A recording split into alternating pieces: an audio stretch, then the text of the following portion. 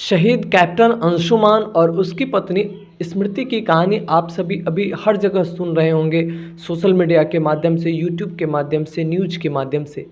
जिसमें अंशुमान के जो माता-पिता हैं ये कहते नज़र आ रहे हैं कि उनकी जो बहू है, उनके बेटे के शहीद होने पर जो राशि मिली थी, जो सम्मान मिला था, वो सब लेके भाग गई है, घर छोड़ के चली गई है और उनके परिवार के जो इज़्ज़त पे है कालिख पोत दी है।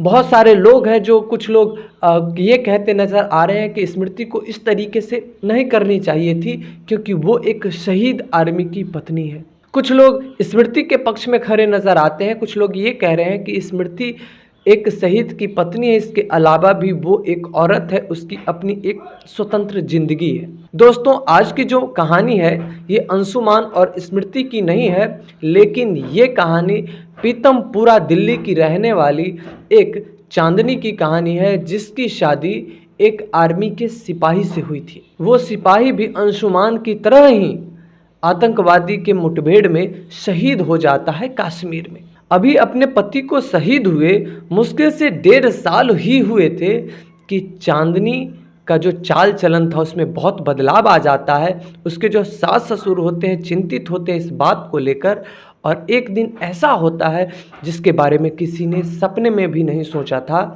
चांदनी अपने एक प्रेमी के साथ अपने ही कमरे में पकड़ी जाती है। आज से पहले तक सारे लोग चांदनी को, जो कि एक शहीद की विधवा थी, उसे भगवान की तरह पूजते थे, लेकिन क्या होता है उस घटना के बाद, ये कहानी बहुत ही मार्मिक, बहुत ही शिक्षाप्रद होने वाली है। इसके लिए आप थोड़ा सा समय निकाल के पूरे वीडियो में मेरे साथ बने रहिए। नमस्कार, प्रणाम। कहानी के इस एपिसोड में मैं सूरज राय आपका स्वागत करता हूं। कहानी मैं शुरू करूं इससे पहले मैं आप लोगों से कहना चाहता हूं कि मेरा जो चैनल है, अगर आप उस पर नए हैं तो प्लीज़ मेरे चैनल को सब्सक्राइब कर लें। वीडियो अच्छी लगी तो लाइक कर दें, और हाँ, मेरे चैनल पे सुपर थैंक्स का ऑप्शन चालू हो गया है, तो अगर आप उसके माध्यम से कुछ सहयोग भेजना चाहें, मेरा हौसला अफजाई करना चाहें तो आप भेज सकते हैं। 40, 50, 100, 200 जितना भी आप भेजना चाहें, या फिर अगर आप क्यूआर के माध्यम से भेजना चाहें तो आपके मोबाइल में फ़ोन पे, गूगल पे, पेटीएम जो भी है उसके माध्यम से यहाँ पर जो क्यूआर कोड दिया जा रहा है इसको स्कैन करके आप जितना भी अपना सहयोग राशि भेजना चाहें भेज सकते हैं। जब भी आप अपना कोई भी सहयोग राशि भेजें तो यहाँ पर जो नंबर दिया जा रहा है इस पर एक व्हाट्सअप चल रहा है, इस पर आप अपना स्क्रीनशॉट और अपना नाम और अपना फ़ोटो अवश्य भेजें। चलिए कहानी को शुरू करते हैं। दोस्तों, ये कहानी है दिल्ली के पीतमपुरा की। यहाँ पर एक चांदनी नाम की औरत रहती है, विधवा औरत है। असल में आज से 4-5 साल पहले चांदनी की शादी अभिमन्यु नाम के एक आर्मी के सिपाही से हुई थी। आपको पता है कि भारत में ही नहीं पूरे विश्व में जो भी सैनिक का कार्य करते हैं उनका रुतबा ही कुछ अलग होता है। उनका जो स्वाभिमान होता है वो एक गर्व की बात होती है, और चांदनी के लिए भी ये गर्व की बात थी कि उसका जो सुहाग है देश की रक्षा के लिए है। चांदनी और अभिमन्यु की शादी बड़े ही धूमधाम से हुई थी, अच्छे से हुई थी। घर में सारे लोग खुश थे। चांदनी का जो परिवार था एक छोटा सा परिवार था। घर में चांदनी थी, चांदनी के पति थे, चांदनी का एक देवर था, सास और ससुर। पति तो ज्यादा ड्यूटी पर ही रहा करते थे। सब कुछ खुशी में चल रहा था, लेकिन एक दिन ऐसी घटना होती है जो चांदनी के जीवन को तबाह कर देता है, बर्बाद कर देता है। कश्मीर में एक आतंकवादी मुठभेड़ होता है, और उस आतंकवादी मुठभेड़ में कई जवानों के साथ चांदनी का जो पति होता है अभिमन्यु, जो आर्मी में सिपाही होता है, वो भी शहीद हो जाता है। ये खबर जब दिल्ली के पीतमपुरा में पहुंचती है तो जो चांदनी होती है ये तो सुध खो बैठती है। घर में कोहराम मच जाता है। चांदनी की जो दुनिया थी वो उजड़ चुकी थी। चांदनी की हालत पागलों जैसी हो गई थी। जब शव को लाया जाता है दिल्ली के पीतमपुरा में, उसका जो शव होता है तिरंगा में लिपटा होता है, और जो शव के लिए एक बक्सा होता है उसमें होता है। उस बक्से से लिपट के चांदनी इस तरीके से कारुण स्वर में रोती है, जो भी देखता है उसका कलेजा फट जाता है चांदनी के रुदन को देखकर, चांदनी का अपने पति के प्रति प्यार देखकर। चांदनी को अब तक कोई भी बच्चा न हुआ था, कोई भी संतान न थी। पति के शहीद होने के बाद चांदनी की जो हालत थी पागलों जैसी हो गई थी। न कुछ खाती थी न कुछ पीती थी। बहुत सारे लोग उसे समझाने आए, लेकिन किसी के भी बात का असर उसके ऊपर नहीं हुआ। लोग उससे समझाते कि देखो, जिसको जाना था वो तो चला ही गया, लेकिन अगर तुम इस तरीके से करोगी तो तुम्हारे सास ससुर को कौन संभालेगा। जितने भी लोग थे, चांदनी की दशा पर देखकर अंशुमान के जाने पर तो लोग दुखी ही थे, लेकिन चांदनी की दशा जो थी लोगों को तोड़ कर रख देती थी, लोगों को सोचने पर मजबूर कर देती थी। लोग चांदनी के नाम की दुहाई देने लगे थे कि पत्नी हो तो चांदनी की जैसी हो।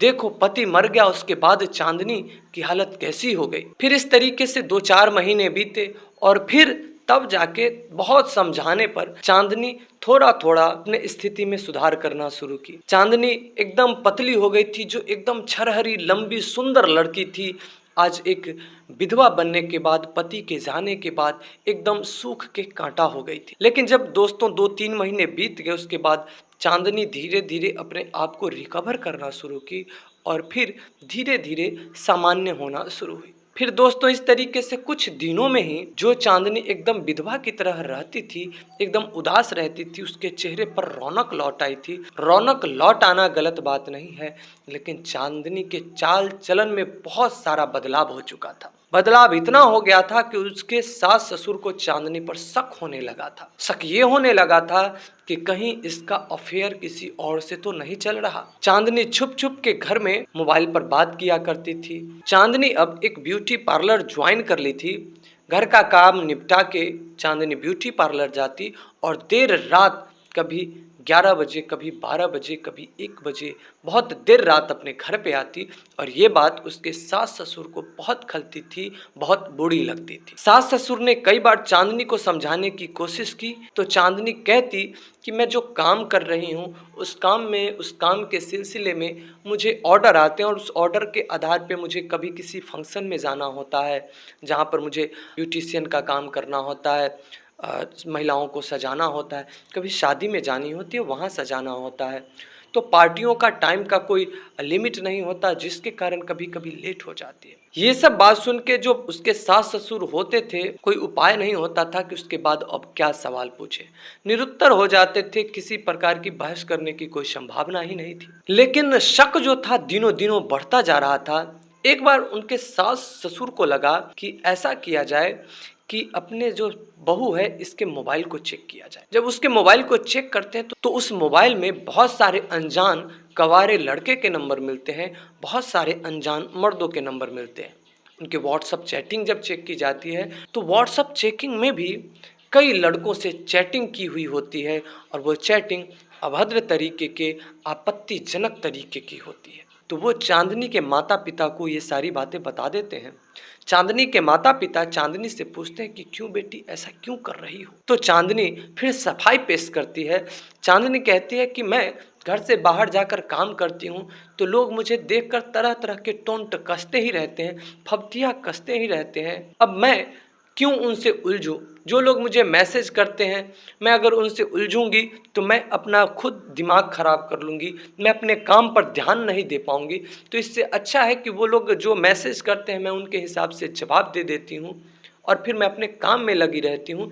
इससे ज़्यादा मेरा इन लोगों के चैटिंग से कोई मतलब नहीं होता। चांदनी के सफाई के सामने किसी की एक नहीं चलती, लेकिन चांदनी के सास ससुर को पता था कि दाल में कुछ न कुछ काला है। उनको पता था कि इस तरीके से जो मेरी बहू है बात को सही नहीं होने देगी, इसे रंगे हाथ पकड़ना पड़ेगा। और फिर वो एक प्लान बनाते हैं यह अपने बहू से कहते हैं कि देखो, मैं 1 सप्ताह के लिए कहीं बाहर घूमने जा रहा हूँ, तुम अपना ध्यान रखना। और कह के चले जाते हैं। जाते तो हैं लेकिन फिर अपने पड़ोसी से कह के जाते हैं कि मेरे घर पे ध्यान रखना, मेरे जाने के बाद मेरे घर में मेरे बहू के साथ कोई लड़का या कोई अनजान मर्द आता है तो प्लीज़ मुझे बताइएगा। दोस्तों, आपको तो पता ही है कि जब किसी दूसरे के घर की चुगली करनी हो तो पड़ोसियों को इसमें बहुत ज़्यादा मज़ा आता है और चांदनी के पड़ोसी को भी इस बात पे बहुत मज़ा आता है, तो स्वीकार कर लेते हैं। चांदनी के जो सास ससुर होते हैं कहीं बाहर नहीं जाते हैं, असल में वहाँ से कुछ दूरी पर ही एक होटल किराए पर लेते हैं और वहाँ पर रुक जाते हैं, अपनी बहू पर नज़र रखते हैं। 1-2 दिन जब बीत जाता है, जब चांदनी को लग जाता है कि उसके सास ससुर चले गए हैं, तो फिर वो अपने एक प्रेमी को, अपने एक बॉयफ्रेंड को अपने घर में बुलाती है। घर में तो वो बुलाती है क्योंकि उसे पता होता है कि इस बात की जानकारी किसी को भी न चलेगी, लेकिन जो पड़ोसी जो घात लगाए बैठा था, पड़ोसी तुरंत ही इसके सास ससुर को कॉल करके बता देता है कि आपकी बहू के साथ एक अनजान आदमी घर में अभी मौजूद है। अब सास ससुर को तो इसी की तलाश थी, इसी का तो इंतजार था। वो तुरंत पहुंचते हैं घर में तो देखते हैं कि कमरे में उनकी बहू एक अनजान आदमी के साथ है। सास जो थी अब बाहर से एक छोटा सा छेद था, उसके माध्यम से चुपके से मोबाइल से रिकॉर्डिंग कर लेती है और उसके बाद जिस कमरे में ये दोनों बंद थे उसको बाहर से गेट लगा दिया जाता है। अगल बगल के लोगों को बुला लेते हैं उसके सास ससुर, और चांदनी के माता पिता को भी दिल्ली के पीतमपुरा में बुला लेते हैं। और फिर उसके बाद शुरू होता है चांदनी को जलील करने का सिलसिला। चांदनी को इतना जलील किया जाता है कि इसके बारे में चांदनी ने सोचा तक नहीं था। चांदनी को सजा के नाम पर उसके सास ससुर, वहां पर जो कई लड़के थे उसके माध्यम से पिटवाया भी जाता है, और वो जो अनजान व्यक्ति चांदनी के साथ उस कमरे में था उसको भी पीटा जाता। चांदनी को भद्दी भद्दी बातें कही जाती है। वहां पर जितने भी लोग थे, जितने भी मुंह थे, उतने तरह की बातें। लोग कहते थे कि जब अभिमन्यु शहीद हुआ था तो हम लोगों ने चांदनी को देखा था और लगता था कि ये देवी स्वरूपा है। हम लोगों ने इसे भगवान माना, हम लोगों ने इसे देवी माना, और ये तो उल्टा निकली।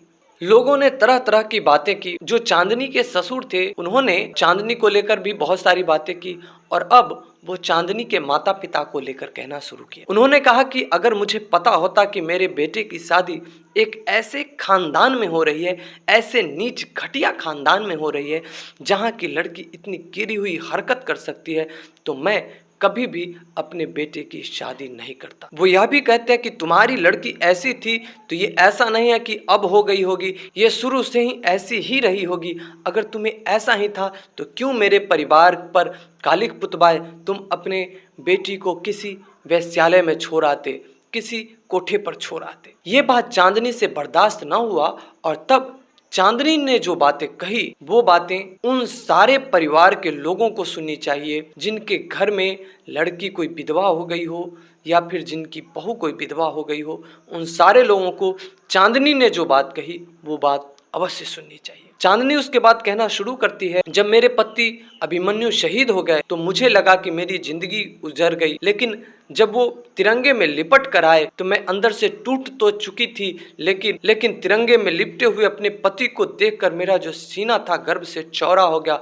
मुझे अपने आप पर गर्व होने लगा था कि मैं एक शहीद की पत्नी हूँ। मैंने सोच लिया था कि मैं इसी तरीके से अपनी पूरी जिंदगी उन्हीं के विधवा बन के निवाह दूंगी, गुजार दूंगी। उनके शहीद होने के एवज में सरकार के तरफ से कुछ मुआवजा अलॉट किया गया था, और उस मुआवजे के लिए मैं अधिकारियों के चक्कर लगाना शुरू की, और उसमें से कुछ अधिकारियों ने मेरा शारीरिक शोषण किया। उस 2-3 महीने में मैंने सोच लिया था, अपने आप से वादा कर चुकी थी कि मैं इसी प्रकार से अपना जीवन गुजार दूंगी अपने पति को याद करते करते।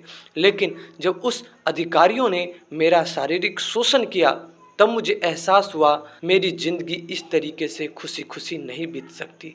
कोई ना कोई जब भी मौका मिलेगा, जब भी किसी को कोई अवसर मिलेगा, मेरा शारीरिक शोषण करेगा ही। मैंने ये बात अपने माता पिता को बताई। उसके बाद मेरे मन में भी मेरे शरीर को लेकर अजीब अजीब ख्याल आने लगे थे। मेरा मन भी बिगड़ने लगा था। तो मेरे माता पिता ने मुझसे कहा कि अगर तुम शादी करना चाहती हो तो शादी कर लो। मैंने शादी के लिए हाँ भी कर दी थी। मेरे माता पिता ने मुझे सुझाव दिया था कि तुम चाहो तो तुम अपने देवर से शादी कर लो, मैं इससे बात करती हूँ तुम्हारे सास ससुर से इस मैटर पर। मैंने हाँ कर दी, और मेरे माता पिता ने देवर से शादी की बात जब मेरे सास ससुर से की तो इन लोगों ने साफ तरीके से मना कर दिया, यह कहते हुए मना किया कि इस तरीके से तो हमारे घर की इज्जत है वो मिट्टी में मिल जाएगी। उसके बाद मेरे घर वालों ने ये भी कहा कि अगर आप चाहें तो मैं अपनी बेटी की शादी किसी दूसरे अच्छे ठीक ठाक लड़के से कर देती हूँ। इन सब चीज़ पर भी इन लोगों ने आपत्ति जताई और कहा कि ये मेरे घर का मामला है, इसमें आप लोग दखल ना दें तो अच्छा है। तब तक मेरे मन में ख्याल आने शुरू हो गए थे। मैं अपने आप को कहीं पर बिजी कर देना चाहती थी जिससे कि ये सब जो ख्याल हैं मुझे परेशान न करे। और तब मैं एक ब्यूटी पार्लर ज्वाइन किया। जब मैं बाहर जाती थी, जो लोग भी मुझे देखते थे वो मुझे देखकर गंदी गंदी फब्तियाँ मुझे देखकर अजीब अजीब बातें कहते थे, अश्लील बातें कहते थे, टोंट कसा करते। ऐसा नहीं है कि मैं सती सावित्री हूँ। वो लोग जब ऐसी बातें कहते थे तो हर बार मुझे बुरा ही नहीं लगता था, कई बार मुझे अच्छा भी लगता था। मैं उनमें संभावना ढूंढना शुरू कर देती थी। कई बार मैं ऐसा भी सोचती थी कि काश जो मुझे ऐसा कह रहा है मुझे इसके साथ समय बिताने का मौका मिल जाए। जब कभी मैं बहुत ज़्यादा परेशान हो जाती थी, मैं अंदर से बहुत ज़्यादा शरीर की ज़रूरत मुझे परेशान करती थी, तो मैं भी तलाश करना शुरू कर देती थी। और फिर एकदम से चांदनी गुस्से में तमतमाते हुए कहती है, अपने सास और ससुर की तरफ इशारा करते हुए, कि इन दोनों की उम्र 60 से 65 के बीच में है। आज भी ये दोनों साथ में सोते हैं, ये दोनों साथ सोते हैं, इसमें कोई गलती नहीं है। साथ सोते हैं, इन लोगों की अब भी कोई शरीर की अपनी ज़रूरत होती है, उनको ये पूरा कर ले। मेरी उम्र तो अभी 28-29 है, क्या मेरे शरीर की ज़रूरत नहीं हो सकती? क्या मेरे शरीर की ज़रूरत मुझे मजबूर नहीं कर सकती? दोस्तों, वहाँ पर कई सारे समझदार लोग थे। वो समझ गए थे कि चांदनी की बातों में सच्चाई तो है। चांदनी जो कह रही है उसमें कहीं ना कहीं बहुत गहरी बात छुपी हुई है। फिर लोग निर्णय निकालते हैं और निर्णय निकालकर उसके सास ससुर से कहते हैं कि चांदनी जो कह रही है एकदम सच कह रही है। चांदनी ने जो किया, चांदनी मजबूर होकर की। चांदनी ने जब तुम्हारे सामने ऑप्शन रखा था कि तुम अपने छोटे बेटे से इसकी शादी कर दो, तो तुमने क्यों नहीं की? तुम अपने घर की इज्जत बचाने के चक्कर में किसी लड़की के जीवन को बर्बाद कर दोगे? ये इसकी अभी उम्र 28-29 साल है, इसके सामने अभी पूरी जवानी बची हुई है, पूरी जिंदगी बची हुई है। अगर तुम अपने बेटे से शादी नहीं कर सकते तो इसे फ्री कर देते कि ये किसी और से शादी कर ले। तुमने इस तरीके से इसके ऊपर पाबंदी लगा के तुमने तो इसके जीवन में आग लगा दी, इसकी खुशियों में आग लगा दी। सास ससुर को समझाते हैं कि जैसे पेट की भूख होती है वैसे ही शरीर की भूख होती है। जब लोगों को पेट की भूख सताती है तो आदमी या तो अत्याचारी हो जाता है या फिर क्रांतिकारी हो जाता है, लेकिन लोगों को जब शरीर की भूख सताती है तो वो बेभिचारी हो जाता है। चांदनी को बेभिचार करने पर तुम लोगों ने मजबूर किया। चांदनी अपने शरीर के हाथों मजबूर होकर वो सब की। चांदनी के जो सास ससुर थे उनके आंखों पर जो इज्जत का एक झूठा पर्दा डला हुआ था वो फट चुका होता है। वो सच्चाई समझ चुके होते हैं, उन्हें पता चल चुका होता है कि उन्होंने चांदनी के ऊपर कितना अत्याचार किया। जो चांदनी का देवर होता है बेंगलोर में जॉब करता है, किसी प्राइवेट कंपनी में उसे बुलाया जाता है और फिर चांदनी की उससे एक सामान्य तरीके से शादी कर दी जाती है। देवर भी खुशी खुशी शादी कर लेता है। वो पहले से भी शादी करना चाहता ही था, बस अपने माता पिता के कारण शादी करने से वो पीछे हट रहा था। वो अपनी भाभी की स्थिति को जानता था, वो चाहता था कि अपने घर की इज्जत को अपने घर में रख लिया जाए। दोस्तों, यहाँ मैं एक बात अपने तरफ से जोड़ना चाहूँगा कि अगर कोई विधवा किसी से शादी करना चाहती है तो हमें उसका विरोध करने का, उसे रोकने का कोई हक नहीं है। उस विधवा को पूरी स्वतंत्रता है, पूरा हक है कि वो अपना जीवन जिस तरीके से जीना चाहे जी सकती है। आज पहले का ज़माना नहीं रहा जिस ज़माने में अगर कोई महिला विधवा हो जाती थी तो समाज उसे एक देवी के नज़र से देखता था, उसे पूजता था, उसका देखभाल करता था आजीवन। उस समय उस तरीके का माहौल भी था कि उस विधवा के मन में भी कोई गंदी बात नहीं आती थी। उसे इस तरीके का माहौल, एक सात्विक माहौल बना के दे दिया जाता था जिसमें वे अपने आप को एकदम से बदल लेती थी। लेकिन आज का दौर ऐसा नहीं है। अगर कोई विधवा कहीं से गुजर रही है, अगर वो किसी को अकेले में मिल जाएगी तो लोग वहाँ मौका मिलते ही चौका लगाने की कोशिश करते। मान लो कि अगर वो विधवा टाइम पास करने के लिए मोबाइल देखती है तो मोबाइल में कभी भी उसके सामने उस तरीके की आपत्तिजनक दृश्य आ सकते हैं जिसको देखकर उस विधवा का मन बिगड़ सकता है। एक बार अगर विधवा का मन बिगड़ गया तो वो खुद तो गंदी होगी ही साथ अपने आसपास के वातावरण को गंदा कर देगी। इसमें उस सिर्फ विधवा का दोष नहीं है, ताली दोनों हाथों से बजती है। विधवा खुद से थोड़े न गंदी हो जाती है, उसे गंदा करते हैं इसी समाज के लोग। इससे अच्छा है कि विधवा अगर किसी से शादी करना चाहे तो उसे सहयोग देकर खुशी खुशी शादी कर दे। दोस्तों, कैसी लगी आपको ये कहानी? आप हमें कमेंट करके ज़रूर बताइएगा। जब भी आप कमेंट करें तो कमेंट में आप अपना नाम, अपना पता अवश्य लिखें। आपने मेरी वीडियो को अंत तक देखा, इसके लिए आपका शुक्रिया।